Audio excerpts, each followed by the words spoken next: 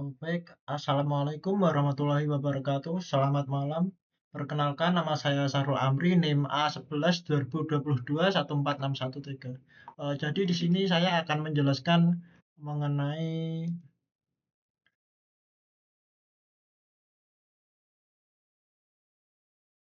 responsi bimbingan karir untuk di data science ini.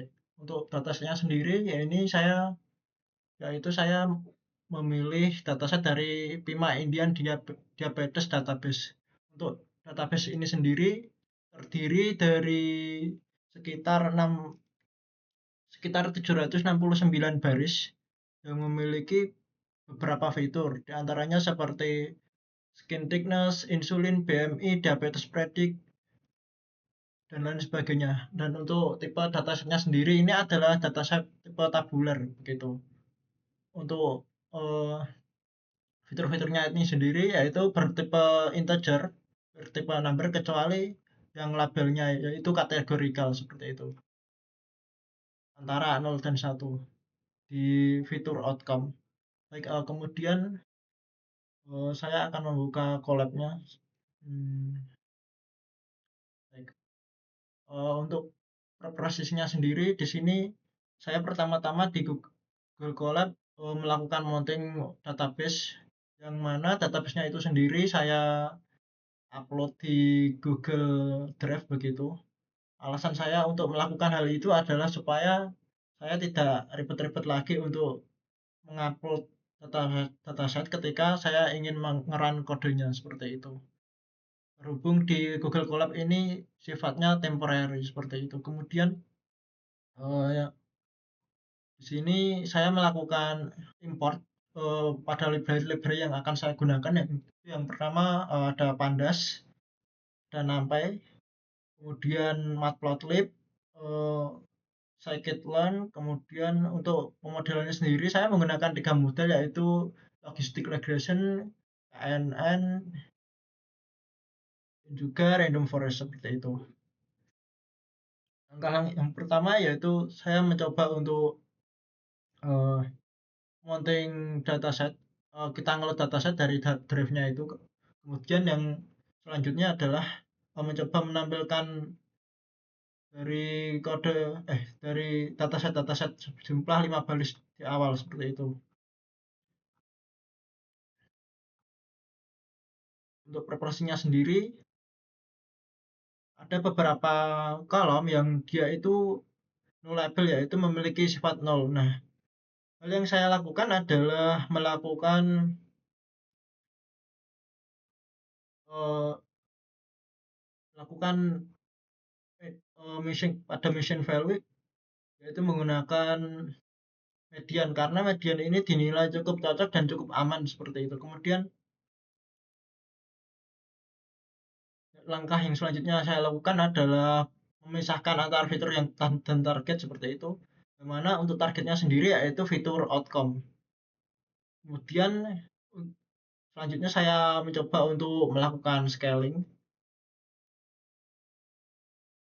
yaitu menggunakan standar scaler. Standar scaler ini saya pilih lantaran menurut saya ini cukup cocok untuk dataset seperti ini meskipun dari datasetnya sendiri itu memiliki beberapa gap yang cukup besar seperti itu. Kemudian langkah selanjutnya adalah melakukan splitting pada data seperti ini. Kemudian untuk data modelingnya sendiri saya menggunakan 3 model yaitu logistic regression, KNN, dan juga random forest. Kemudian di sini saya melakukan training pada dataset. Hmm, ini untuk tiap model ya, untuk 3 model ini. Di sini adalah hasilnya seperti itu. Eh, yang pertama adalah model logistic regression. Untuk akurasinya sendiri yaitu mencapai 70%, kisaran 70%, dan F1 score-nya mencapai 78%. Ini cukup baik sebenarnya, mengingat bahwa dataset Puma Indians ini adalah dataset yang relatif kecil ukurannya dan memiliki beberapa missing value juga. ini cukup baik. Kemudian langkah selanjutnya adalah saya bandingkan kembali menggunakan model yang lain, yang lain yaitu KNN. Untuk KNN ini sendiri menghasilkan akurasi sebesar 75%. Untuk selisihnya 5% dari yang tadi, logistic regression, dan event score-nya cukup tinggi yaitu sekitar 81. Dan untuk model ketiga yaitu adalah random forest. Nah, untuk random forest sendiri ini menghasilkan akurasi di angka berkisar antara 77% seperti itu. Untuk event score-nya 84% seperti itu. Dan ini adalah untuk visualisasi perbandingan antar modelnya. Yang mana di sini random forest menunjukkan akurasi yang paling tinggi di antara kedua model lainnya. Dan ini membuktikan bahwa random forest ini cukup efektif untuk dataset tabular seperti dataset pemain Indian ini seperti itu. Kemudian selain itu tadi saya juga sempat melakukan eksperimen yang lain menggunakan random random forest. Nah, untuk estimatornya yaitu saya menggunakan antara 100 sampai 200, dan kemudian